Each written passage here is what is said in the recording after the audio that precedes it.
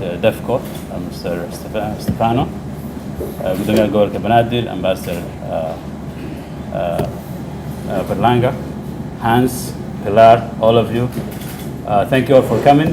ومahadsantiin dhammaantiin imaatinka aad timaadeen halkan. Waxaan rabaa inaan ka hadlo mashruuca la saxayo maanta.